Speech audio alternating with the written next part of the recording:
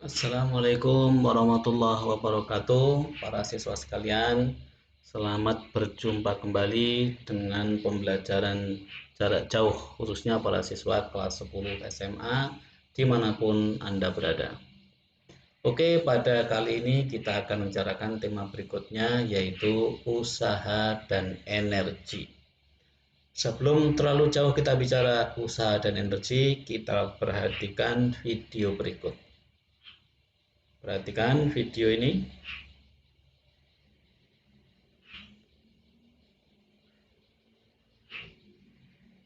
Ya, seseorang mendorong mobil. Ya, di video tadi kita saksikan ada seseorang yang memberikan gaya dorong pada mobil, dan akibat gaya dorong yang diberikan orang tadi, mobil mengalami perpindahan. Dalam hal ini, orang tadi sudah melakukan usaha. Usaha dalam fisika mungkin tidak sama dengan usaha dalam kehidupan sehari-hari. Kalau dalam kehidupan sehari-hari, usaha artinya adalah ikhtiar. Tapi kalau dalam fisika, ya, beda ya. Kita perhatikan, orang tadi yang mendorong mobil sudah melakukan usaha karena gaya yang diberikan pada mobil bisa menghasilkan perpindahan. Seandainya orang tadi sudah berusaha, tetapi sudah memberikan gaya maksudnya, tapi akibat gaya yang diberikan ternyata mobil tidak mengalami perpindahan, maka menurut fisika usahanya nol. Jadi kalau tidak ada perpindahan, usahanya nol. Kita perhatikan gambar ini. Seseorang menarik balok dengan gaya F, yang gayanya membentuk sudut terhadap arah horizontal. Akibat gaya tarikan ini, balok bisa berpindah sejauh S misalnya. Maka orang ini melakukan usaha. Tetapi kita perhatikan, usaha definisi dalam fisika adalah hasil kali gaya terhadap perpindahannya.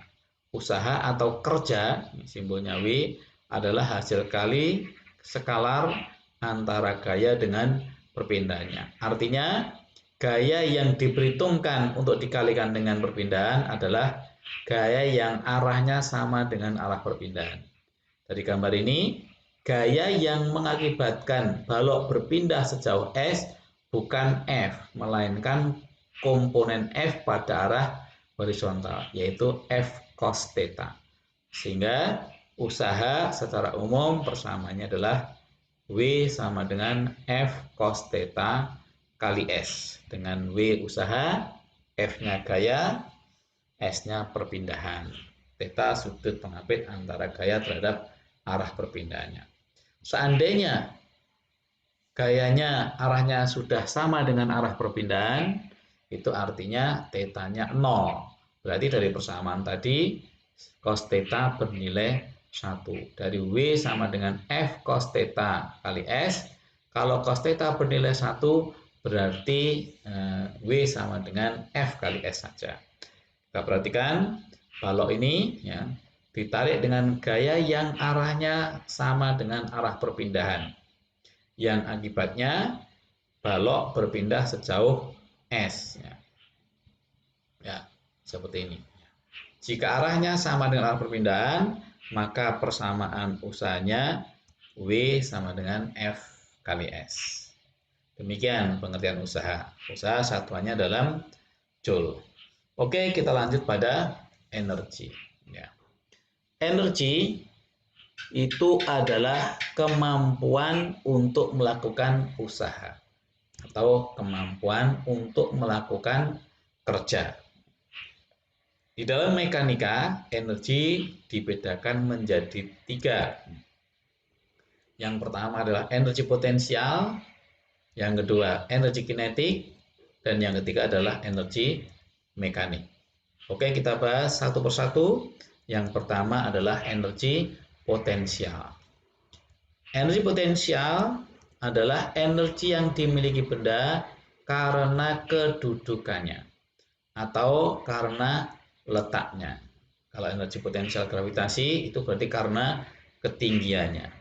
Kalau energi potensial pegas misalnya ya, karena gaya tarik pegasnya. Kita perhatikan untuk gambar berikut. Jadi sebuah benda misalnya ya, berada pada ketinggian tertentu, ya, ketinggian H misalnya. Maka benda ini punya energi potensial karena dia punya kemampuan untuk turun ke bawah, kemampuan untuk jatuh ke bawah. Yang tentu saja apabila benda ini menjatuhi suatu benda lain, maka benda lain tadi akan mendapatkan energinya atau akan memperoleh energi. Nah, jika benda yang berada pada ketinggian H ini masanya M, maka benda ini memiliki energi potensial. Besar energi potensial sama dengan masanya kali percepatan gravitasinya kali ketinggiannya. Sehingga dari persamaan ini, semakin besar ketinggiannya, maka semakin besar energi potensialnya. Maka energi potensial itu energi yang dimiliki benda karena ketinggiannya dalam hal energi potensial gravitasi. Kalau tingginya 0 berarti energi potensialnya juga 0. Kalau tingginya makin besar, energi potensialnya juga semakin besar. Oke, itu energi potensial. Yang kedua, energi kinetik. Kita sudah pernah belajar bahwa energi kinetik suatu benda adalah energi yang dimiliki benda karena kecepatannya, karena geraknya. Misalnya, balok bermasa M ini bergerak dengan kecepatan V. Maka dalam hal ini, balok bola bermasa M ini memiliki energi kinetik yang nilainya sama dengan setengah mv kuadrat. EK-nya energi kinetik dalam joule, masanya dalam kilogram, dan V-nya kecepatan benda dalam meter per sekon. Sekarang energi mekanik.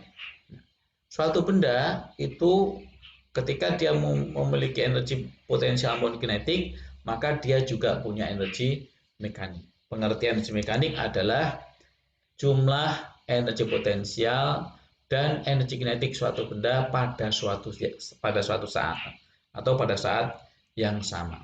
Artinya pada suatu saat benda itu punya energi potensial dan punya energi kinetik, maka energi mekanik adalah jumlah antara energi potensial ditambah energi kinetik. Berarti EM sama dengan MGH plus setengah mv kuadrat, satuannya dalam joule.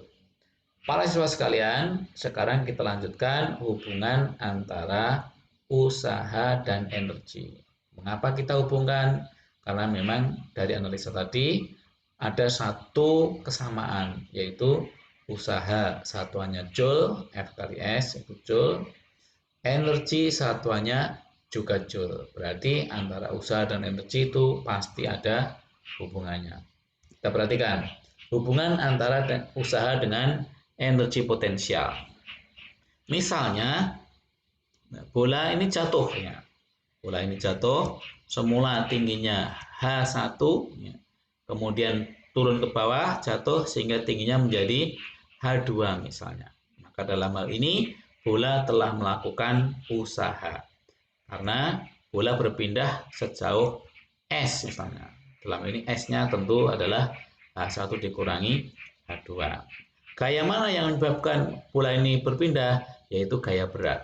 W sama dengan massa kali gravitasi.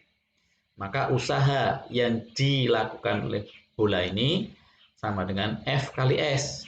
F-nya yang mana? F-nya gayanya, yaitu M kali G. Sehingga M kali G, S-nya kita ganti menjadi H1 min H2. Jika kita buka kurungnya, maka kita peroleh usaha sama dengan MGH1 minus MGH2, dan MGH1 tidak lain adalah EP1, MGH2 tidak lain adalah EP2, sehingga usaha sama dengan selisih energi potensialnya. Bagaimana hubungan antara usaha dan energi kinetik? Kita perhatikan bola ya, yang mengalami perubahan kecepatan ya. Saya ulangi ya. Bola yang karena diberi gaya F, semula bola kecepatannya V1 maka mengalami perubahan kecepatan. Sehingga misalnya kecepatannya menjadi V2 setelah menempuh jarak S. Maka dalam hal ini usaha yang dilakukan oleh bola W sama dengan F kali S. F-nya adalah M kali A sesuai dengan hukum Newton 2, maka W sama dengan MA S. Padahal dulu kita pernah belajar bahwa pada GLBB V2 kuadrat sama dengan V1 kuadrat plus 2AS. Kalau 2AS-nya sendirian, kita peroleh 2S sama dengan V2 min V1. Nah, sekarang AS-nya sendirian, berarti setengah dalam kurung V2 kuadrat min V1 kuadrat. Kalau AS-nya ini kita masukkan di sini, maka usahanya kita peroleh W sama dengan M kali setengah V1 V2 kuadrat min V1 kuadrat. Atau bisa kita rubah menjadi W sama dengan setengah MV2 kuadrat min MV1 kuadrat atau EK2 dikurangi EK1. Maka usaha sama dengan selisih energi kinetiknya. Lanjutnya hukum kekalahan energi mekanik. Kita perhatikan sebuah bola yang semula kecepatannya V1 pada saat ketinggiannya H1. Suatu saat bola meluncur ke bawah sehingga misalnya pada saat ini ketinggiannya H2 dan kecepatannya V2. Maka dalam hal ini berlaku hukum kekekalan energi mekanik. Artinya energi mekanik di keadaan 1 ini sama dengan energi mekanik di keadaan 2. Berarti kita peroleh EM1 sama dengan EM2. Padahal EM itu adalah EP plus EK. Maka EP1 plus EK1 sama dengan EP2 plus EK2. Kalau kita jabarkan, EP-nya MK1, EK-nya setengah MV1 kuadrat, dan seterusnya. Ini artinya apa? Ketika sebuah bola meluncur bergerak ke bawah ini, ketika ini EP-nya mengalami penurunan. Jadi pada saat dia bergerak ke bawah, EP-nya mengalami penurunan. Tapi pada saat yang sama, EK-nya mengalami penambahan. Jadi EP berubah menjadi EK. Energi itu kekal. Ketika EP-nya mengecil, maka EK-nya membesar. Itulah hukum kekekalan energi mekanik. Energi itu kekal, tidak bisa diciptakan dan tidak bisa dimusnahkan, tapi hanya bisa berpindah dari satu bentuk ke bentuk yang lainnya.